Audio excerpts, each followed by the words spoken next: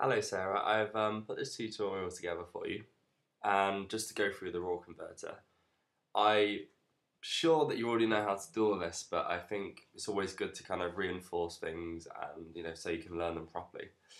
So I'm just going to go through all of the things on the raw converter and all of the editing that you can do.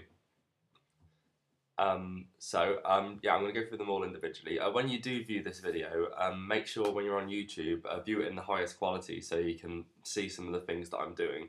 So that's really important. I'm going to start off right at the top. As you can see, this is an image I've taken. It was one I took a couple of years ago, and the reason I've chosen it is because there's a lot of mistakes in there. So through this video, I can show you what mistakes I have to correct, and maybe they'll help you correct them as well with stuff that you don't get in camera. The first thing that I'm looking at as part of this editing is the color temperature. The color temperature of your image is really important, obviously, because this picture here looks quite orange, and the lighting is quite ambient.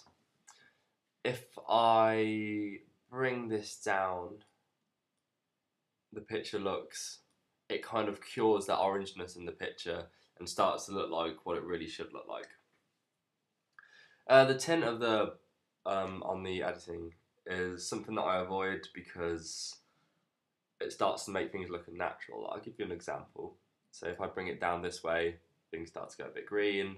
This way it starts to get a bit magenta-y. It doesn't quite look right. It's one of those tools that I've never really needed to use. I get into the exposure now. The exposure is obviously the exposure of your image, and it will be a means of seeing, just fiddling around with these bars and seeing how much you do need to bring it up. Like in this photo, I don't think I need to bring it up any more than that.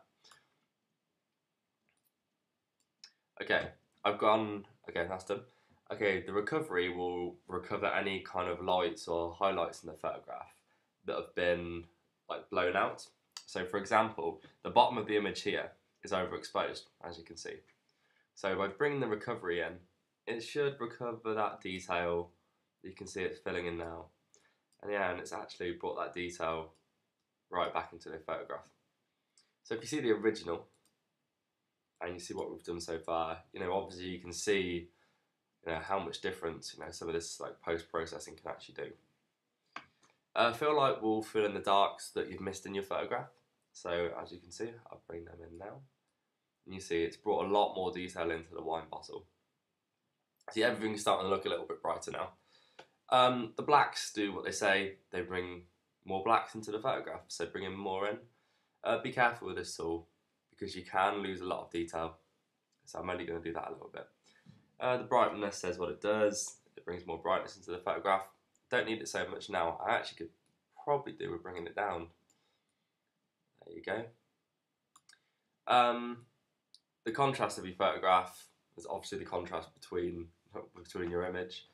So this is another one you want to be careful with. See, if I put it up now, things really start to get a bit vibrant, a bit dark, we start losing detail, so I'm going to make sure that I bring that down to a suitable level. Clarity of your picture is important, and it really depends on the way you shoot it. If your image is a little bit blurry, say, it's always good to put a little bit of clarity in there. It works in the kind of the way that sharpening your image does, but you lose a little bit more detail. I prefer to sharpen my image, but putting a little bit of clarity in there, maybe +10, is always quite a good idea anyway. Okay, now my image is starting to shape up. At the moment, it is a little bit bright for my liking, but that's just the way that my image is being portrayed. You might not want to do this in your image because obviously you want your products to look exactly like they do, as the real thing. I'm just going to bring the saturation down a little bit, for the sake of the image. Obviously not too much, just enough to, bring it to life a little bit more. So that's the first load of editing you can do, and there's a lot you can do on this program. Tone curve is more of a trial and error, because obviously if I bring up my highlights, you can see that the bottom of the image is completely, been lit up, and it really depends what you want to do. So if I bring it down, you can see everything has been like transformed, a lot darker. So it really is, you really know what you need to know what you want to achieve. What I want to do here is I want to bring the bottom of the photograph into the image. And this is what it looked like before, and I was quite happy with it. But if I bring highlights a little bit more, it starts to really shape the bottom of the bottle, and that's what I'm trying to achieve. So right now, those highlights are really, it really draws your eye to where the bottle is laying. Okay, the lights in your image, if I fiddle around with this, you can see that they're around the bottom of the photograph again and where the bottle is. So at the moment, the label, obviously because I haven't shot this correctly, isn't bright enough. So by bringing this up slightly, that brings it a little bit more to life. Okay, darks in the photograph. It's a contrasting picture anyway, so the darks don't really need much work. But as you can see, I'll bring them down and I'll bring them up even, and it gets a bit contrasty. So it's probably good where it was before. Shadows works in the same way. It works alongside the darks. I've never really had to tell the difference between them, but they do slightly different things. And this is really working with the background, as you can see there, and the detail in the bottle. So I'm going to bring that down a little bit just to add a little bit more contrast.